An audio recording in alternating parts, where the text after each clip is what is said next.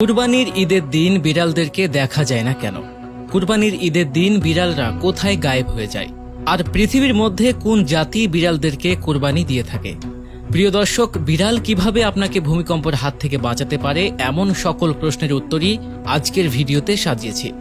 এছাড়াও আপনাদেরকে জানাবো যাদের ঘরে বিড়াল আছে বা যারা বিড়ালকে ভালোবাসেন তারা কিভাবে ব্রেন স্ট্রোক এবং হার্ট অ্যাটাকের হাত থেকে বেঁচে যান।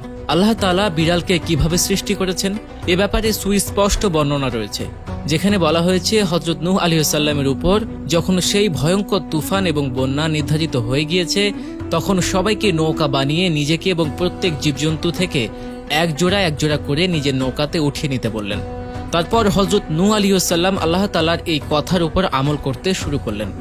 সবকিছুই আল্লাহ পাকের হুকুম মতোই ভালোই চলছিল, কিন্তু নৌকার ভেতর 15 থেকে 20 দিন পার হওয়ার পর ইঁদুরের জন্ম হয়ে যায় এবং তারা অত্যাধিক মাত্রায় বংশ বিস্তার করার দরুন মানুষ এবং জীবজন্তুর জন্য নির্ধারিত খাবার নষ্ট করতে শুরু করে।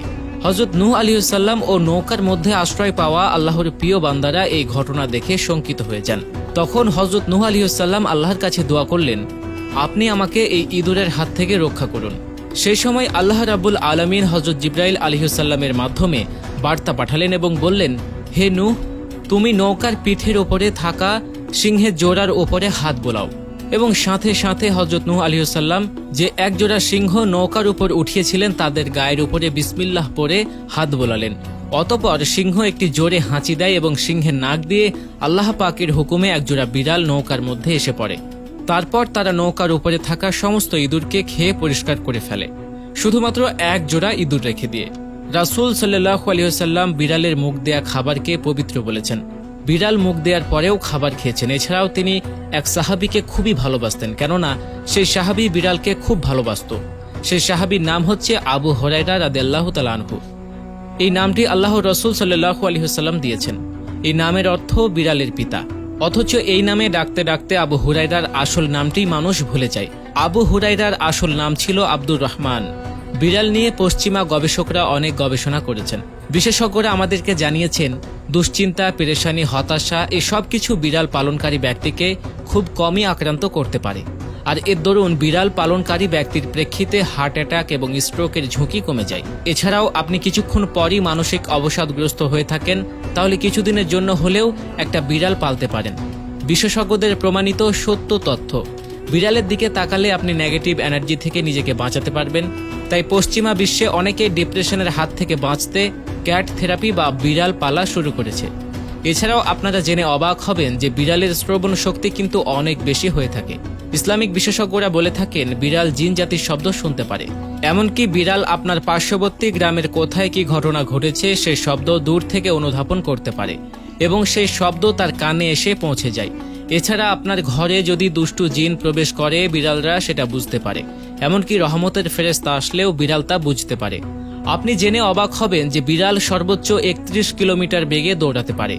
বিড়ালের শ্রবণ শক্তি শুধু প্রখর এমনটিও নয়, দৃষ্টিশক্তিও অনেক প্রখর হয়ে থাকে। গবেষণায় জানা গিয়েছে ভূমিকম্প আসার প্রায় 10 থেকে 15 মিনিট আগে বিড়াল জানতে পারে। তারা প্রাকৃতিক পরিস্থিতি অনুধাবন করতে পারে, ভূগর্ভের কম্পনের শব্দ শুনতে পারে। এছাড়াও দৃশ্যমান এমন অনেক কিছু দেখতে পারে যা আপনার আমার পক্ষে দেখা সম্ভব নয়। আল্লাহু আকবার।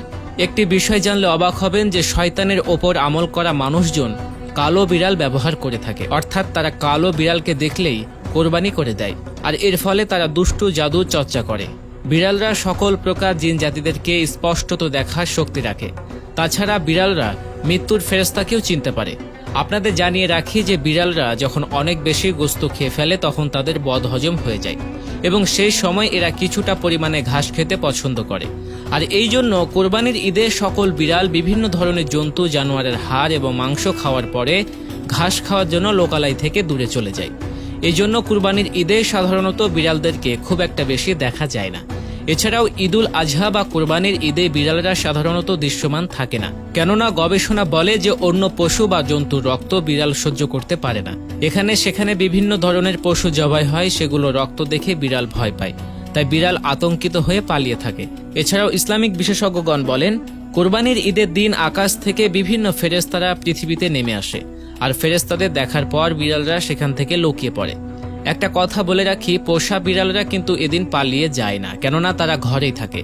আর বিড়ালের যত ইন্টেলিজেন্স পাওয়ার রয়েছে এসব কিন্তু পোষা বিড়ালদের মধ্যে নাও পাওয়া যেতে পারে, কেননা পোষা বিড়ালদেরকে মানুষ তার প্রাকৃতিক অবস্থার উপর এত বিষয়ে হস্তক্ষেপ করে, বিশেষ করে তাদের গোফগুলো ছোট করে ফেলে, শরীরে ঘষাঘষি করে। এর ফলে স্বাধীনভাবে বিচরণ করা একটা বিড়ালের ক্ষমতার সাথে পোষা বিড়ালের ক্ষমতা খুব কম হয়ে থাকে। তবে ভূমিকম্প, সতর্কতা থেকে শুরু করে ঘরের অদৃশ্য বস্তু দেখা, এসব কিছু পোষা বিড়ালের মধ্যেও রয়েছে।